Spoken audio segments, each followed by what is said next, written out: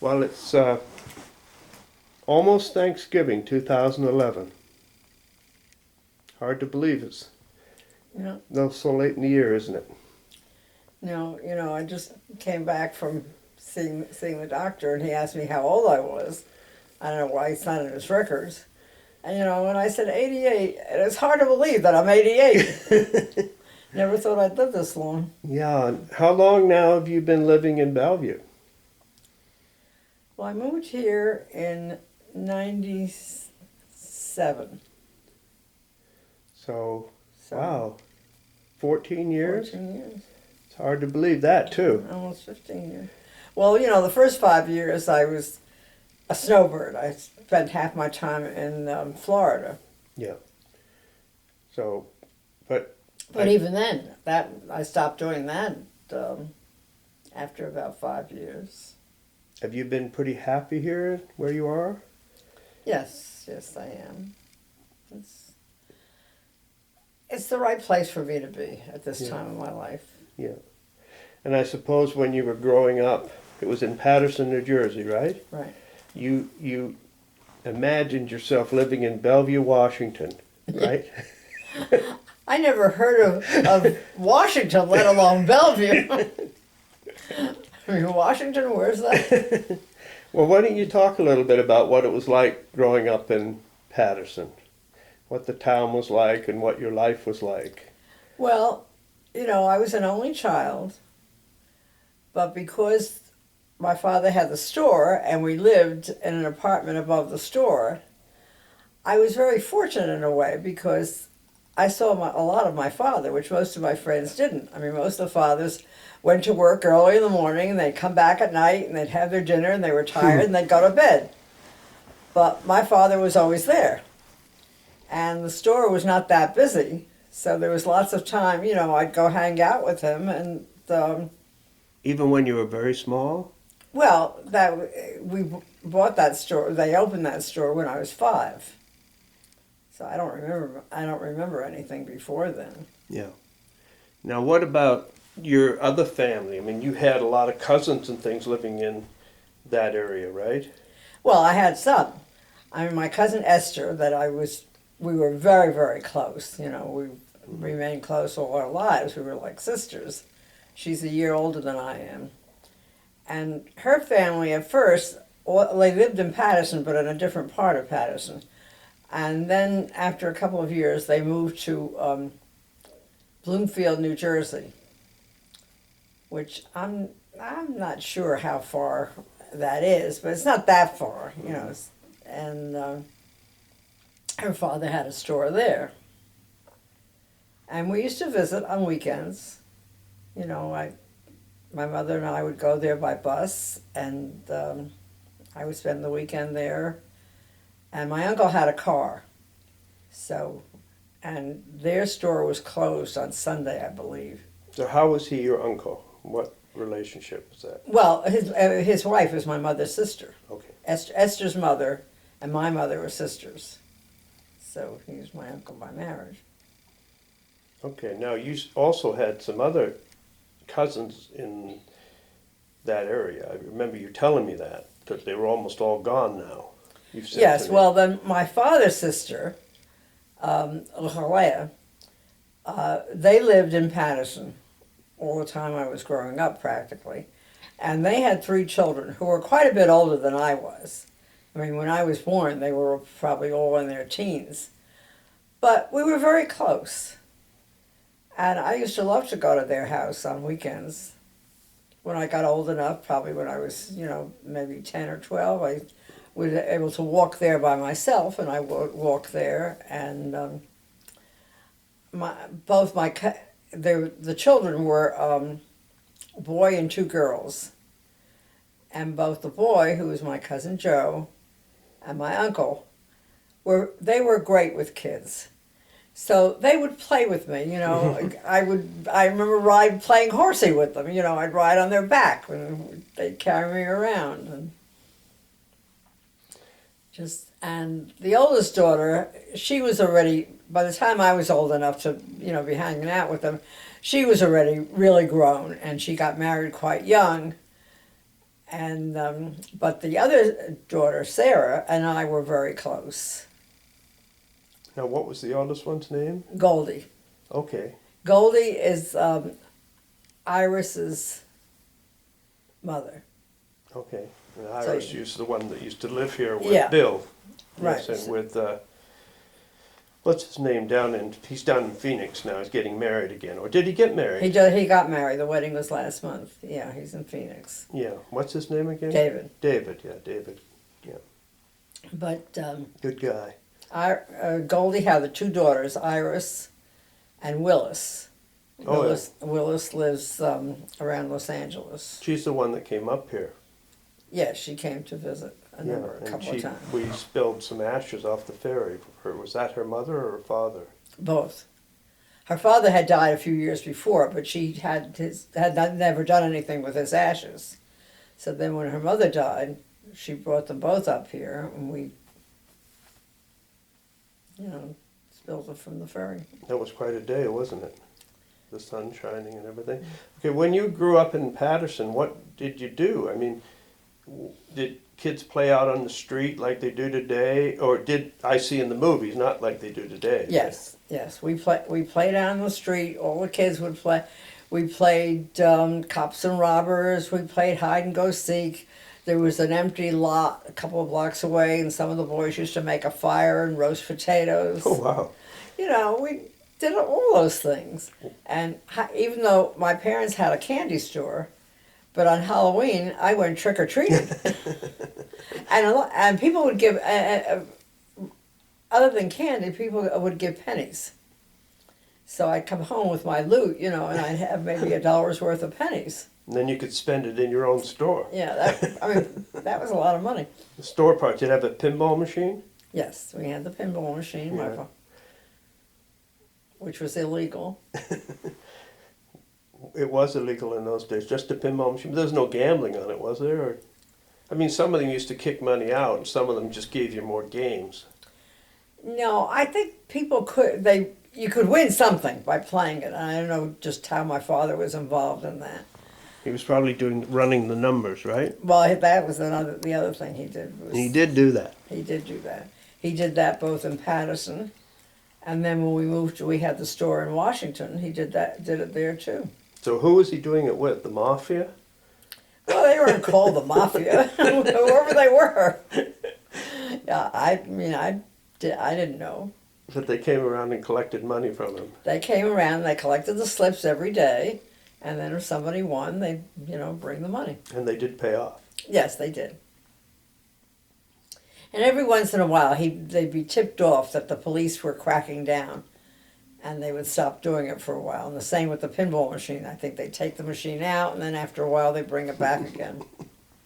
So, my father never got into any trouble. Well, how did your father and mother, they were born in the United States? No. Okay, I didn't think so. So why don't you tell that story? And then your mom's sister, and how did they all get there, the family? Well, the same way my mother came from, both my mother and father came from very large families. My father's family, there were 12 kids, and my mother's family, there were 11.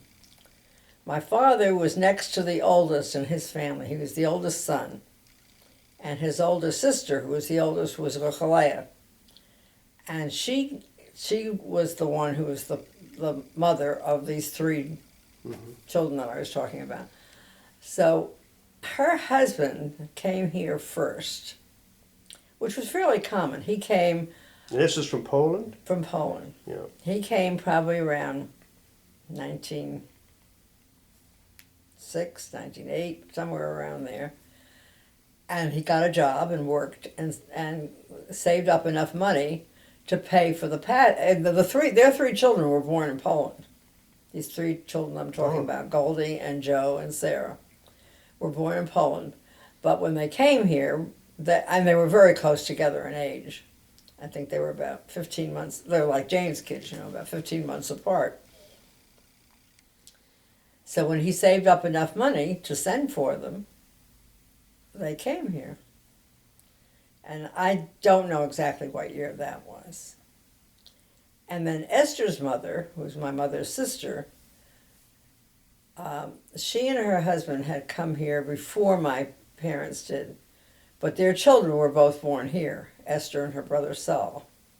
Saul was 7 years older than Esther, and he was born here too. So, and the people who came, they came for one reason only, to make a living. And what did they do? In those days, did they work in the garment industry, or what did they do? Well, my mother did. I mean, they were, the town that they came from was in Poland, was a weaving town. And so they were they were weavers. My mother wasn't, but my aunts, both my aunts were, and various other people, uncles they were weavers. And that's how they ended up in Patterson, because Patterson had silk mills. And so they worked in the silk mills. Oh. Now, Esther's parents had lived in Massachusetts before that. Saul was born, now I don't remember now what town it was, but anyway, he was born in Massachusetts. But then they moved to New Jersey, where Esther was born, a year before I was. And my mother worked in the garment industry. She was a seamstress. She sewed, she worked on blouses. She made blouses. But did you actually say how your mom and dad actually got to the U.S.? What do you mean? Well, I think you were talking about the family, and I sort of Yeah, lost well, track there. they came separately. They didn't come together. Although they had known each other in Poland. They had moved to Lodz, which was a larger city. They all came from very small towns. They moved to Lodz and they worked there. And they had known each other there, but they didn't come as a couple. I mean, they didn't even come together. But they met up. What year was that? 1913. They both came in 1913, but not together. And my mother lived in New York when she first came. There was a cousin who for a while we sort of regarded her as the matriarch of the family, because she was, older. And she was here, she was a bunch of kids, and I think she had some kind of she had a store, some kind of a business. Anyway, when my mother came, I think she lived with her for a little while, and then, she lived on her own. And then my father had pleurisy.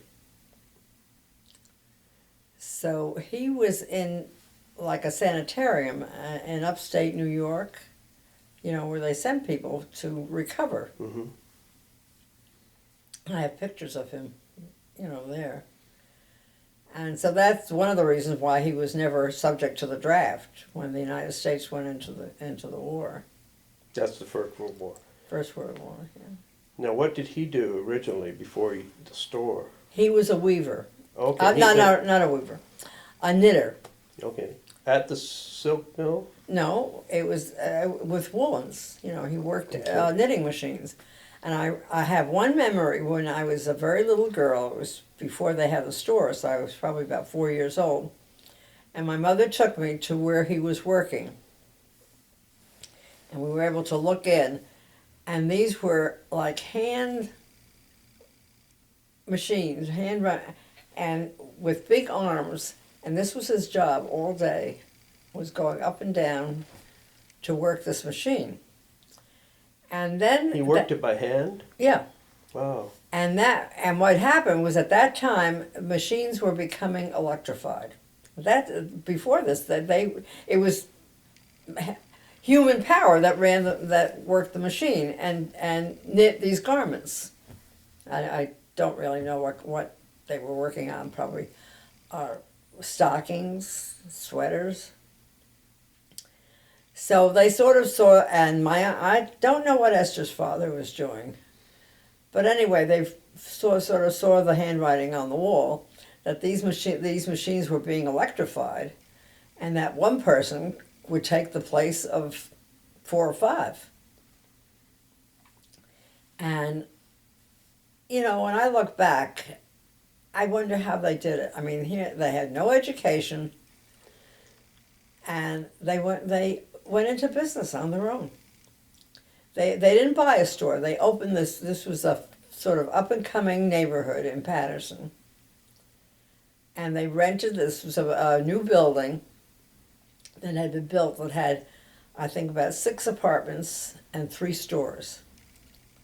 So they rented one of the stores, and they bought all the equipment, you know, the soda fountain and the cases for the candy and for cigars, and there was a whole case of cigars and cigarettes and magazines and so on, and then they had a couple of tables for people who could come and have their sodas and sundaes. And their original idea was that the women, my mother and Esther's mother, were going to run the store, and the men would keep their jobs. Well, that didn't last very long, and they realized that the store just was never going to generate enough income for 2 families, and well, I guess my father must have bought them out or whatever, but after about a year or so, my parents were the sole owners of that store, and Esther's father, he always had, after that, like grocery stores, when there were such things as, you know, Well, they still exist now. small grocery stores. You know. Now, when you're growing up, here you are in Patterson, did you go to public school? I mean, was it a Jewish community at this time? No, where I lived, there were some Jewish families there. It was pretty much mixed. It wasn't, there were some sections of Patterson that were very Jewish, but we didn't live there. Now, so I went to public school. The elementary school was, it was 2 blocks, but they were very, very long blocks. And, you know, we moved there when I was 5 years old, so I started school. And you obviously you didn't have a car then, right? We never had a car. My father never had a car. He was afraid to learn to drive. So were there horses still on the street then? No, there were buses. No, there were at that time. The only horses sometimes peddlers would come around selling vegetables with a horse and buggy. But that period was over by then. I remember our milk was delivered. I suppose you still had milk delivered then, right? Yes, we had milk delivered, but I don't remember horses. Well, how did you keep everything cold in the store? Did they have Oh, they had yes, had refrigerators. They had a refrigerator. When they bought the equipment to, you know, for the ice cream and they bought the top of the line. They really did. They bought very good equipment, and it lasted, and that was all refrigerated. In fact, in the apartment where we lived, we didn't have a refrigerator. We had an ice box. And my mother, you know, they deliver ice. Yeah. I remember seeing an old ad, I think it was in the Wall Street Journal, where on the one side there was an article about Frigidaire was coming out with a refrigerator for the consumer.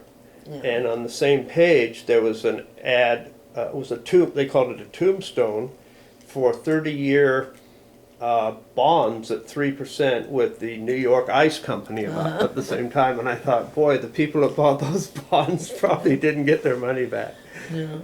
But because we had the refrigerator in the store, the good refrigerator, my mother would keep her meat down there. But we still got ice, you know, and we'd have other things that we'd keep. They carried it over their shoulder, right, with a big ice pick. Yeah. And you'd have a sign that had different prices, and you'd put the sign in the window, and depending on the size, if you wanted a 20-cent piece of ice, you'd have the 20-cent up, and if you wanted a 30-cent piece of ice, you'd turn the 30 up, and so they knew what size piece of ice to bring. And they would bring it up. And they sticked it in the icebox, right? And they would put it in Now, there. you didn't have any brothers and sisters, right? I mean, Right. you said I know you were an only child, but do you know why your parents didn't have more children? Well, I always knew that my mother had had a miscarriage before I was born. And I didn't find this out until I was maybe 8 or 9 years old, that she had also had a miscarriage when I was 5 years old, which she never told me about. One of my aunts told me. Can you imagine what it must have been like when you're saying that between the two of them, there was 21 kids? I mean, that in their families, and Oh, then yeah. and then they And had then one. they had one. Right. Did any of the other of their families, their siblings, come to the United States, or how many didn't make it? I mean, were some of them caught in the Holocaust Oh, later? yeah. Well, the only ones who came, and my mother's family, she has two of her sisters came here. And then, of course, after the war, the sister, their youngest sister, she had gone to Paris when she got married. And that's a whole other story. But then they did come here after the war, around 1940. She was in Florida, right? Yeah. What's yeah. her name? Helen. Helen, okay.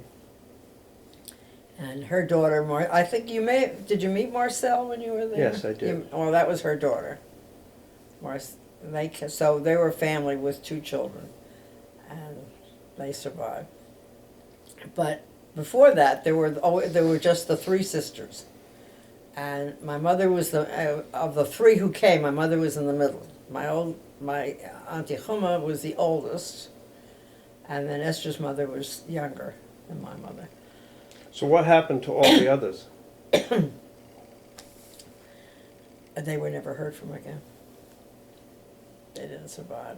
I mean, there was one, not a sister, but a sister's child who had gone to Israel. So it was Palestine at the time, but they had gone there. So there were some cousins here and there who survived. Now, how are I guess Naomi is Eisenstadt, isn't it? That her last name? Yeah. How were they related to you? Well, that was not her. That was on my father's side. Her mother. Why didn't you say who Naomi was? Because someone will be watching this and won't know. Well, Naomi was a cousin that we got to know. She's Sandy's age, and she and Sandy got to be good friends because we lived near each other on Long Island. But before that, her mother, her parents, Naomi's mother, Peggy, was born in England. So her mother and my father, I think, were cousins, probably either first or second cousin. But that was a branch of the family that had gone to England. That's the way, a lot of people came here. Some people had gone to England. This was before the Second World War. Yeah, before the war. Now, they had some sort of business, didn't they? I mean, was it rugs or something? I can't remember what their business was. In the United States? Yeah. They had a knitting store. Knitting, okay. They had a knitting store. But Peggy was married. Peggy is exactly my age. She's a couple of months older than I am. And she had been married in England, and her husband was in the British Army, and he was killed in the war. And they had a child. That was Annette, their oldest child. Then Robert, who was originally, his family was from Vienna. But somehow they were anyway, he was in the United States Army. And he was stationed in England, and he met her there. And that's Naomi's father? Yeah, and so they got married, and they had 3 children. They had Annette, Stephen, Annette, and Naomi. And they moved to the United States with absolutely no money. I think he was driving a cab. And Peggy took courses to learn how to give instructions in knitting. And they went into that business. And then her parents came for a while. They came from England and lived with them for maybe 5 years. I don't remember just how long. So I knew them. And then they went back, they retired and they went back to England. Well, Naomi moved back to England herself, of course. That's interesting, and she's still there, and she's been extremely successful in England. We've visited her a few times. Yeah, I know. And that was sheer coincidence because she got married to somebody who lived in the same town that she did in Long Island. But he got a fellowship. I guess he was a graduate student when she married him, but anyway, he got a fellowship in England. And that's how they ended up in England. Yeah. Which is, sort of ironic because that's where her, and her grandparents were still alive then. So, Yeah. Well, I really like Naomi. That's interesting. Now, so when you lived in Patterson, what did you do for fun? Did you ever have any money then? Did your parents ever make enough that you could? I mean, I know you went to college in Michigan, so they must have done well in some Well, sense. they did well enough, and because I was an only child, I'm sure if they had had several children, I would not have gone to college in Michigan. I would have gone to a local college, you know, and lived at home. But because I was an only child, and pretty much whatever I wanted went my way. You know, and they felt very strongly about education was important. But what did we do? A Saturday afternoon we'd go to the movies, my girlfriend and I. Did you have those serial movies like? No, there was a feature. Sometimes there was a double feature. Then there was a newsreel. There was a comedy. There was a short. You know, it was a whole collection of stuff. And you know, now we look to see, well, when's the movie starting? We never looked to see when the No, I movie didn't either. started. We just went, Right. you know, and we'd stay until it came around to that part Exactly. again, and then we'd leave. We did that too. I can't imagine doing it now, but I know, we did. I know. If we're 5 minutes late, we don't want to go in. Yeah. So, so that was really, we went to the movies, and since I wasn't athletic, I didn't participate in any kind of athletics. Oh, there goes your phone. I'll stop it for a